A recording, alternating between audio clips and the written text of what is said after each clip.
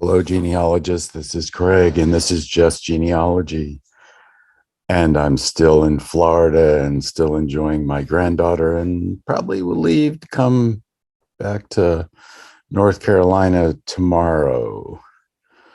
So much fun. I wanted to leave today, but it didn't happen out that way. So one of the things that happened was I set up a whole bunch of things to run through the time I was gone. Thought I put them up, and I think because of my COVID fog, I just didn't put them up. They're sitting on my desktop back in North Carolina. So what I thought I'd do today is just talk to you and try not to shake the computer back and forth about a couple of things. One of them is the Peso dance.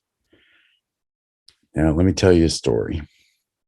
I used to be stationed in the Philippines, and I would attend many marriages of Filipinos in my capacity as the person the Filipino government recognized as the person that would witness marriages of the denomination I belonged to at that point in time.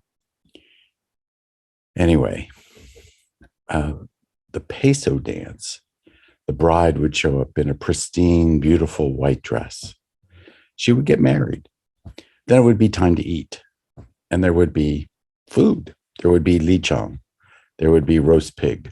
There would be all kinds of delicious food. And then there would come a point in time where she would dance around the participants, and they would pin pesos to her dress. I wish I had taken a picture of some of these peso dresses that I encountered, but each peso dress was different. Every single one of them was different. They were a splash of color on that white dress. And it came to my mind that this is what genealogy is like. We take a person with a clean slate, with a pristine white dress, and we pin records to them. And the records that we pin to them make them unique to any other person in the world.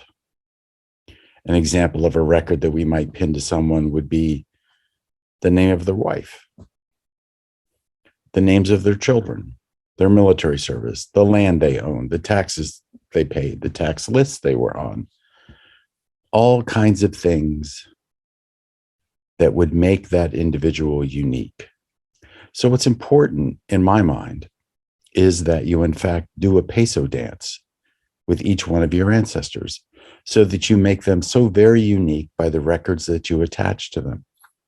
And you might say, but I can't find any records on my ancestor. But you can find records about their family, their friends, their associates, their neighbors. Do that fan principle of Elizabeth Shown Mills, do that cluster research so that you can differentiate the sweet potato farmers from the white potato farmers. Because you got to know that a sweet potato farmer daughter is not going to marry a white potato guy. Just isn't going to happen. Well, maybe it might. But generally, we can only in genealogy work from the perspective of guidelines. So recognize that a peso dance is a very useful tool. Take that pristine, white-looking person, and I don't mean white in the sense of ethnicity or race. I mean white in the sense of clean slate, and make them colorful with the records that you can attach to them. And if you can attach records to them, you will know who they are. And you will be able to differentiate 6 different John Smiths from each other by the records that you have about them. So this is Craig. This is just genealogy. This is a quiet time. And I will see you tomorrow.